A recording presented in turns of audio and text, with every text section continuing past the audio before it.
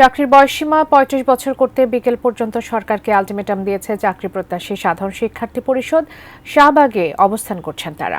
সেখানে আছেন সহকর্মী আরাফাত ইসলাম শুভ।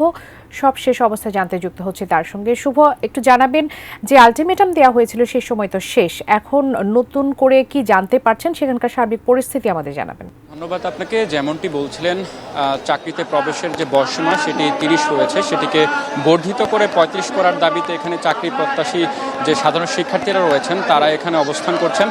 আজকে সকাল ১১টার পর থেকে তারা এখানে অবস্থান নিয়ে বিক্ষোভ কর্মসূচি পালন করছেন এবং এখানে শুধু ঢাকা নয়, বাংলাদেশের বিভিন্ন প্রান্তের থেকে আসা চাকরি প্রত্যাশী যারা রয়েছেন তারা অবস্থান নিয়ে বিক্ষোভ করছেন এবং তারা এখানে সমবেত হয়ে বিভিন্ন ধরনের স্লোগান দিচ্ছেন তাদের আন্দোলনের সপক্ষে।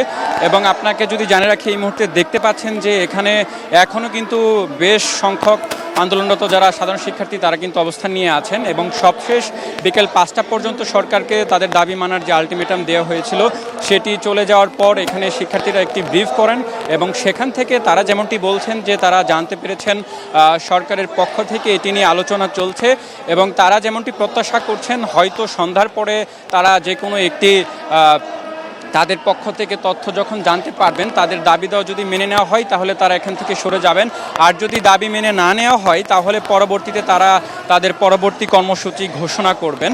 এবং এখন পর্যন্ত এখানে যেটি দেখতে পাচ্ছেন যে শাহবাগ মোড়কে ঘিরে আশেপাশের যে সকল সড়কগুলো রয়েছে সড়কগুলো কিন্তু যানবাহন চলাচল বন্ধ রয়েছে এবং চারপাশে যারা আন্দোলনরত সাধারণ শিক্ষার্থী রয়েছেন তারা অবস্থান নিয়ে ব্যারিকেড দিয়ে রেখেছেন এবং এর সাথে কিন্তু আইনশৃঙ্খলা বাহিনীর যারা রয়েছেন তারা কিন্তু সর্বোচ্চ সতর্ক অবস্থানে রয়েছেন, কোনো ধরনের যাতে অপ্রীতিকর বা বিশৃঙ্খলার পরিস্থিতি না ঘটে সেটি তারা সজাগ রয়েছেন। তো পরবর্তীতে সন্ধ্যার পরে এখানে তারা যেটি আমাদেরকে জানাবেন তারই প্রেক্ষিতে আমরা জানাতে পারবো যে আন্দোলনরত শিক্ষার্থীরা এখানেই অবস্থান নিয়ে থাকবেন না তারা পরবর্তী কী কর্মসূচি দেয় সেটি আমরা জানাতে পারবো। এই ছিল আমার কাছে সর্বশেষ।